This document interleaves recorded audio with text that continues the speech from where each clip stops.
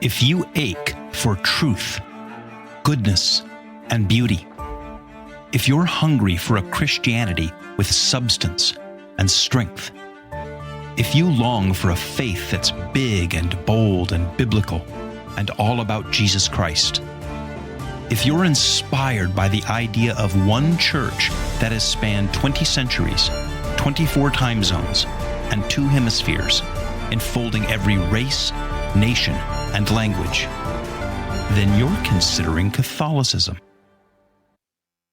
You know, if you've been around Catholicism for any length of time, you've run into something called Catholic social teaching.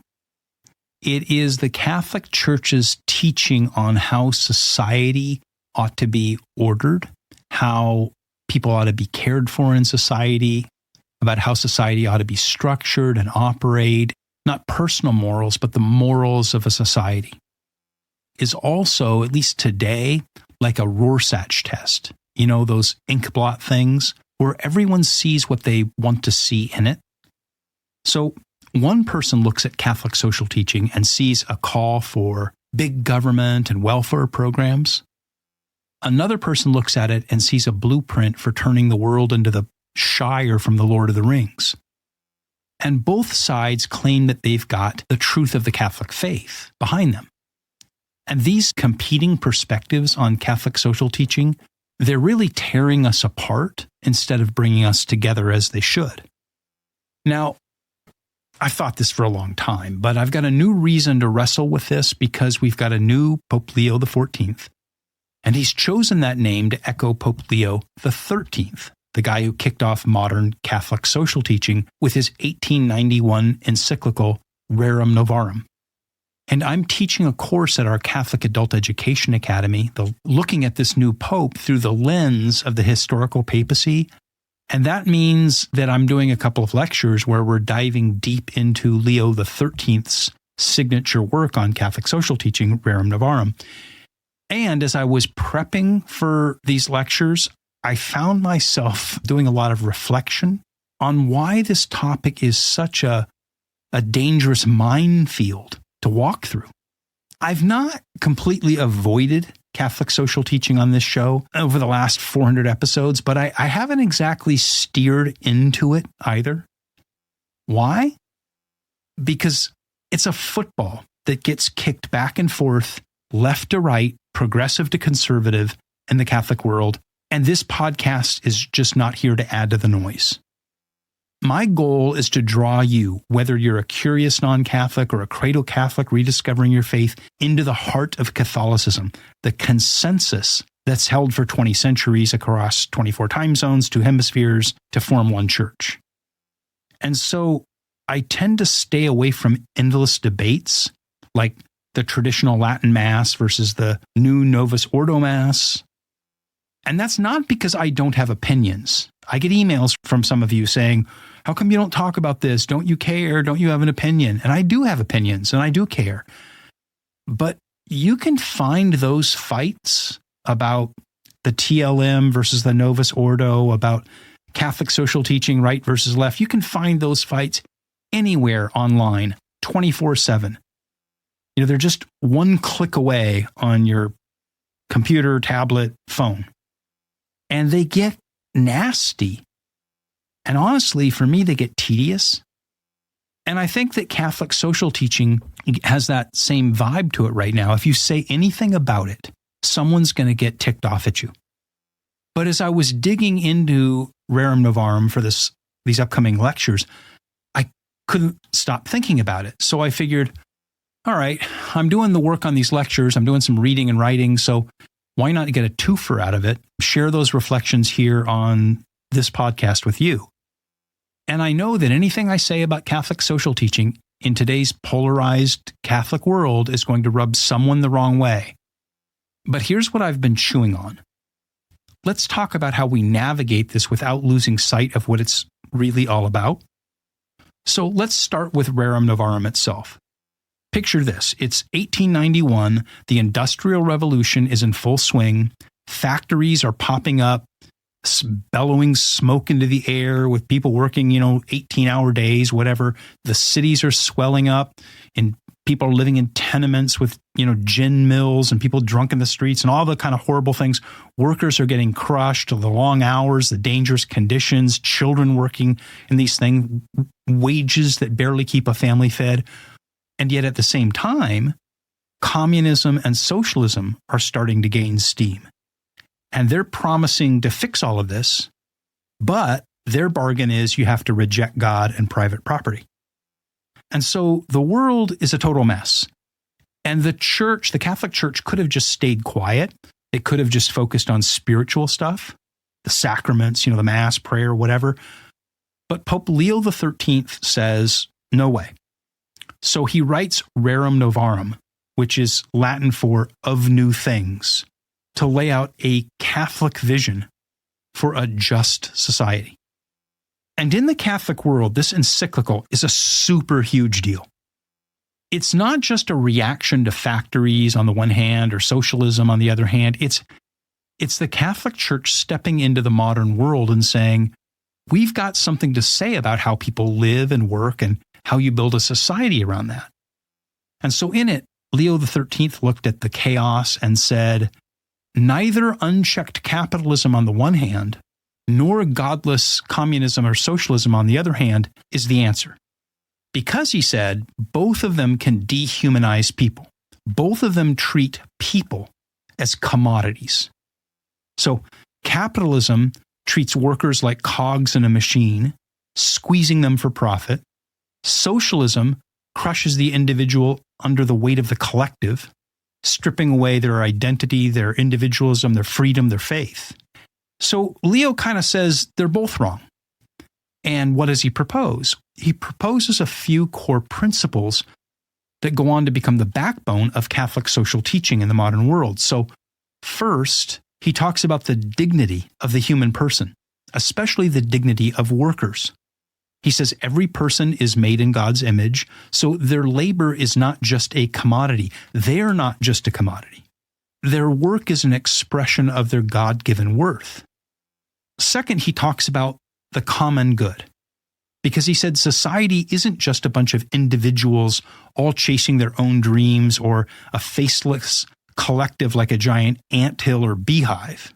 A just society should be a community where everyone's flourishing matters. The third thing he talks about is something called subsidiarity. Big word, simple idea. Decisions should be made at the most local level possible. So if it's a matter that the family can handle, the family should handle it. If it's a matter that the village can handle, the village should handle it. If it's a matter that the town needs to handle, the town should handle it, and on up the ladder to the state and to the nation or whatever. The idea is that decision-making shouldn't come from the top down, from some far-off, distant, big government somewhere. It should come from the bottom up. And the fourth principle that Leo talked about was solidarity. He said, the reality is that we're all in this together. We're all responsible for each other. That was the inadequate answer that Cain gave to Abel when God, after he murdered his brother Abel, and God comes to Cain and said, where's your brother? And Cain said, am I my brother's keeper? And the correct answer should have been, as a matter of fact, you are. We're all in this together, whether we like it or not. If we're all in a lifeboat or on a ship or crashed on a desert island, we're either going to survive together or die together. And that gives us a responsibility for each other. And we have to have a special responsibility for the poor and the vulnerable because they can't fend for themselves. So Pope Leo XIII lays all of this out in his encyclical Rerum Novarum. And it was a game changer because it showed that the church wasn't running from the modern world. It was engaging the modern world. It was grounding economics and society in these kind of timeless Catholic truths. And because they're timeless truths, that's why they're still relevant today.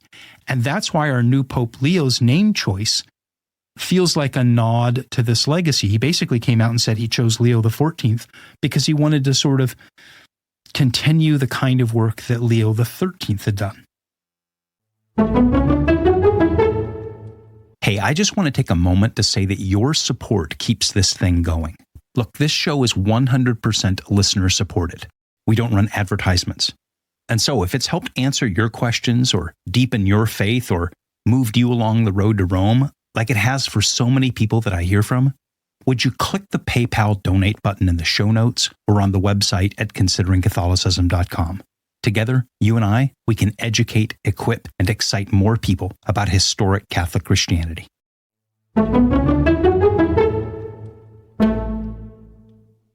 So if Rerum Novarum and Catholic social teaching are so great, then why do they cause so much trouble? Because people treat them like a blank canvas for their political agendas. It's like everyone's got their own paintbrush and their own vision, and they're just splashing their colors all over this canvas called Catholic social teaching. So let's start with the progressives. Some folks read Rerum Novarum and they see a green light for big government policies. So tax the rich, fund huge welfare programs, open the borders wide. They'll quote Leo XIII on the dignity of workers to argue that we ought to have sky-high minimum wages, or we ought to have, expansive government womb to the tomb benefits. And sure, caring for the poor is a big part of Catholic social teaching. But here's the catch. The progressives often cherry-pick the bits that fit their politics and they ignore the rest. Because Leo XIII wasn't just talking about handouts. He was talking about a whole Catholic vision of society, a just society. And that includes moral responsibility, strong families, a work ethic rooted in human dignity. You can't demand the goodies of a Catholic society without the broader context of a Catholic society. So if you're pushing for welfare, but you're silent on the need for marriage, for personal virtue or responsibility, then you're not really advocating for the principles of Rerum Novarum. You're just borrowing bits and pieces of it and its language to support your progressive socialist vision. And then there's the other side. Some Catholic conservatives who read Rerum Novarum dream of this pre-industrial paradise that existed, like the Shire in Lord of the Rings. And so they look back to the Middle Ages. There were guilds, and there were peasants working the land, and there were nobles protecting them, and faith was woven into everything. It was the enchanted medieval universe. And yeah, Leo XIII did look at what was lost in the Industrial Revolution. He mourned the breakdown of communities, people having to move from rural villages where their families had been for 400 years to live in some, miserable city full of smokestacks and 20-hour workdays, right? And it destroyed family life. But to my conservative friends, I want to say, we can't turn the clock back to 1350. Actually, that would be a really bad idea because that was in the middle of the Black Death, the Great Plague. But we can't turn the clock back to, 1300. It's just not realistic. You can't go back there. The world is past that. You can't make the whole world a homestead. I have a lot of friends that are like, well, a good Catholic conservative is going to go get 40 acres somewhere and homestead. You're going to go out there and homeschool a dozen kids on your land and churn your own butter and raise your own vegetables and live this kind of homestead life. That's great. I go to the secret compound and because I'm lean in that direction myself. But let's be realistic. You can't take hundreds of millions of people that live in the cities and move them all out to 40-acre plots. There aren't enough 40-acre plots anywhere for them to go. And even if you could, that lifestyle depends on modern infrastructure. It depends on roads to get to your 40 acres. It depends on hospitals when the cow kicks you in the head. It depends on the internet for you to be able to transfer your money. That vision is a boutique lifestyle. It's not a large-scale blueprint for society that's going to solve all of our social ills. It might be a better way for you and your family to live, but it doesn't fix the problems of 2025. Look, both of these sort of competing visions of Catholic social teaching ignore how complicated the modern economy is, the contemporary economic world that we live in is. So take, for example, billionaires, right? Tax the rich, right? Billionaires, they have all this excess money, income inequality. There are people that are poor and can't, feed themselves. And you've got people with hundreds of billions of dollars or something. Now, look, some people did get rich by exploiting workers and others. Absolutely. Sure. But some billionaires, they just built a better mousetrap. So think of a musician whose song gets streamed 1 billion times and they make a penny every time their songs get streamed. Or think of a tech guy who makes an app and 1 billion people download the app and there's ads on the app and he gets a fraction of a penny every time an ad appears on the app.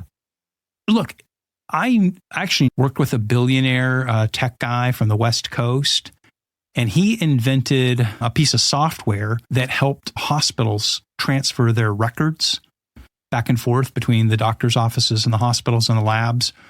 And I don't know what exactly it was, but he got like a nickel or something every time somebody used the software. Maybe it was a penny, I don't know, whatever. And it was a really useful thing that facilitated more and more people being able to transfer medical records well. And he got whatever it was, a penny, 2 pennies, a nickel. But that just added up when you think of all the medical records being transferred. And you know what this is it's just scaling. In the modern world, you can do small things, but they just scale across millions and billions of people.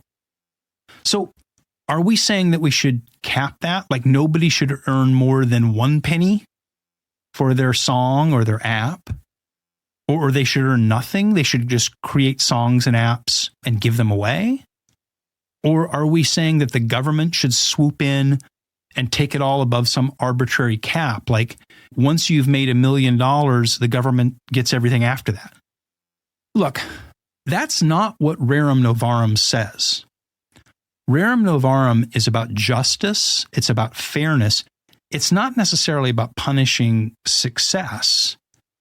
And the real problem is that both sides turn Catholic social teaching into a weapon for their pre-existing biases. So progressives want it to bless their politics. Conservatives want it to bless their nostalgia.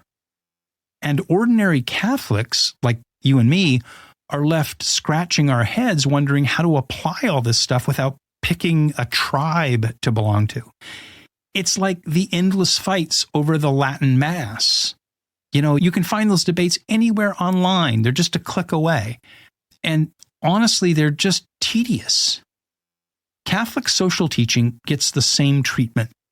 And honestly, it's a shame because it's supposed to unite us, not divide us.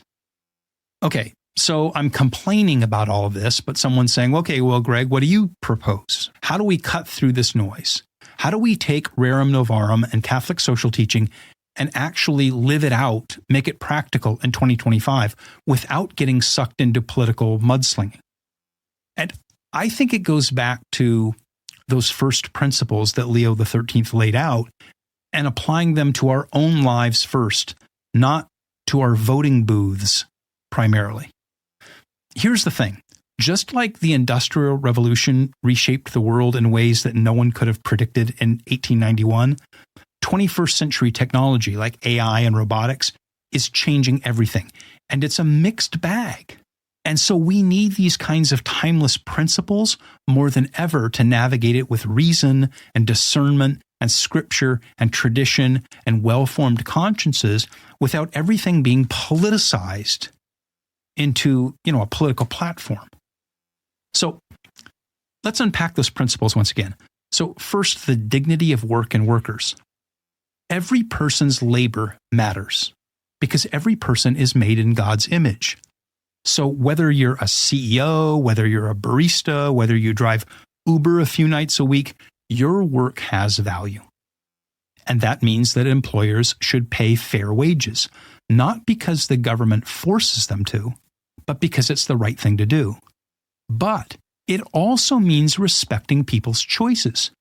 There's a bunch of stuff written from progressives right now about how the gig economy, people working, short-term gigs and stuff like podcasting or driving Uber or doing whatever they want to do, that the gig economy is terrible because people aren't making a ton of money. I don't make a minimum wage on this podcast. And on the one hand, people would say, well, if you do your podcast, you ought to get paid a certain amount. Well, it doesn't work that way. I live on donations. But some people love the gig economy because it fits our lives. You've got people that are semi-retired, or they're a freelancer who wants flexibility in their lives, and they want to drive Uber, or do a podcast, or sell stuff on eBay, or whatever they want to do. Forcing them into a one-size-fits-all living wage job might kill the very lifestyle that they've chosen. Rerum Novarum isn't about mandating outcomes for people. It's about ensuring that there is dignity in the process. And so if you create a system that gives people choices, but also protects dignity and protects the dignity of their choices, that seems to me like it's leaning in the right direction. And secondly, the common good. So the common good isn't about me getting mine or the government taking care of everyone. It's about building a society where everyone can flourish. And that's bigger than tax policy or welfare debates. It's about asking, does my choice, how I spend my money, treat my coworkers, run my business, does that help other people thrive? And so, for example, if you're a business owner, are you cutting corners to maximize profit at the expense of your employees' well-being? If you're a worker, are you giving your best, or are you just coasting? See, the common good calls for everyone to step up, not just some. Third, I had mentioned earlier subsidiarity, and this is huge. Leo XIII said that the best solutions come from the ground up, so families, churches, local communities, not always from some bureaucracy in a far-off capital working from the top down. But subsidiarity isn't about going it alone or romanticizing the homestead. It's about empowering the smallest unit that can handle the job. And so sometimes that is the government, like when you have to build roads or fight wars or govern interstate commerce or put in an electrical grid. You can't do that by yourself. I can't build a highway to my house. But often it's closer to home. So think about a parish that organizes a food drive or a food pantry, or a family that teaches kids right from wrong and handles things and works with their neighbors. Subsidiarity keeps power human, not faceless. I would rather deal with my township than deal with the federal government if I don't have to. And fourth, there's that thing called solidarity. And this is about seeing the poor, the vulnerable, the stranger as our brothers and sisters. It's not just about writing a check, although giving generously is a part of it. It's about relationships. So it's about looking around you and saying, is there somebody that you should be mentoring? Should you be volunteering your time somehow at a shelter? Should you be treating that cashier at the grocery store like a human being, not a robot? Solidarity means that we don't outsource our charity to the government and then just call it a day, like the government's going to take care of it, so I don't need to care about people. We should roll up our sleeves and get involved, and the people that you can most affect are the people that are right around you. So begin there. Now, this whole conversation would be remiss if we didn't talk about technology, because it's reshaping our world in ways that we can't fully predict. Just like steam engines did in the 19th century, or airplanes and assembly lines and computers did in the 20th century. And that technology is a mixed bag. So take AI. On the one hand, it could be a total nightmare. A global mind, a digital big brother wiping out jobs, leaving everyone unemployed and feeling useless. That's bad. But on the other hand, if an AI can read your medical scans instantly, more accurately than a human, catching a cancer diagnosis more quickly, if it can make air traffic control safer so planes don't crash into each other, if it can reduce the drudgery of paperwork and freeing us up to have more human interaction, that's probably good. Or think about robotics. So all of these humanoid robots that are about to be unleashed on us, who wants Terminators running around? I saw the Terminator movies and that looked pretty bad.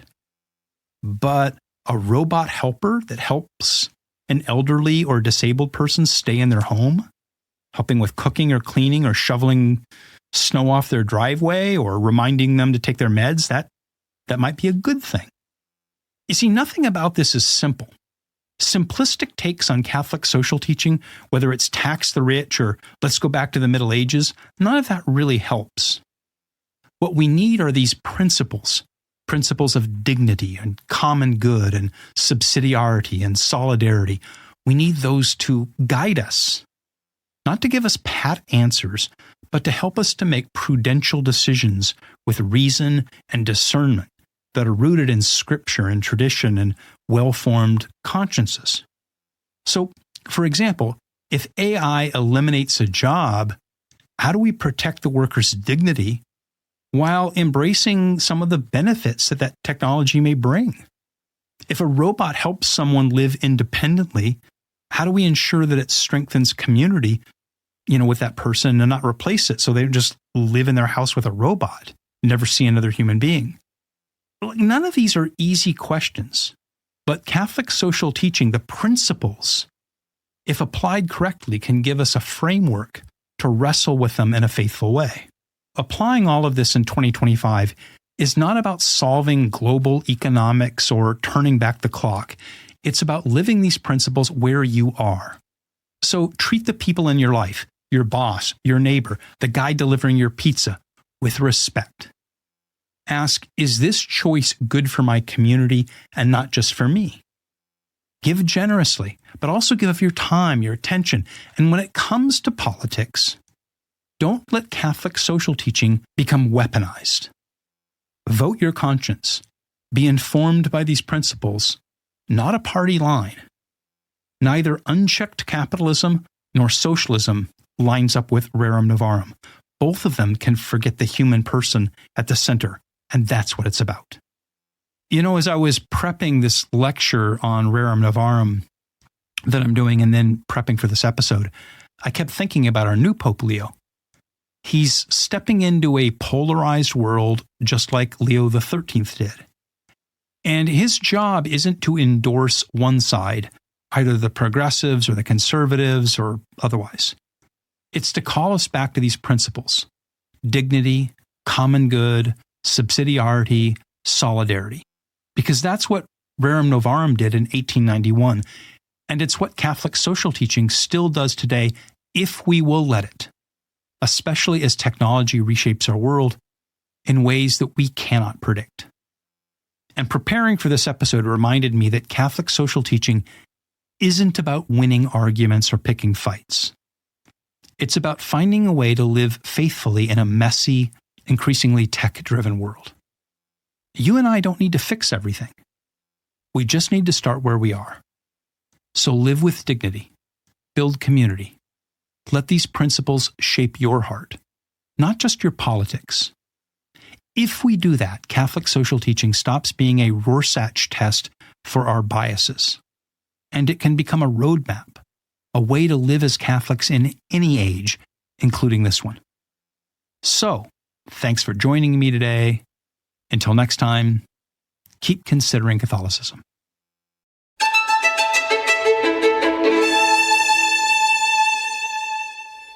Thanks for listening. We'll be back with another episode soon. But before you go, can I quickly ask you to do 5 things? First, please rate the podcast on whatever platform you listen on.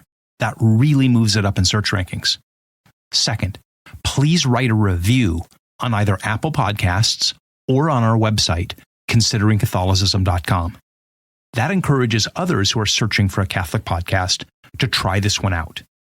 Third, please share it with others. Send them a link or post an episode on your social media. Fourth, please write me at consideringcatholicism.com or leave a comment on our website. I'd love to hear your comments, your questions, and your stories. And finally, this podcast is 100% donor supported. My donors keep me going, they help cover my costs, and they let me dedicate more time to researching, writing, recording, and editing to get the episodes out to you faster. So please consider giving a one-time or recurring donation through the links in the show notes or on the website so that this ministry can continue and grow. And never forget, Christus vincit, Christus regnat, and Christus imperat.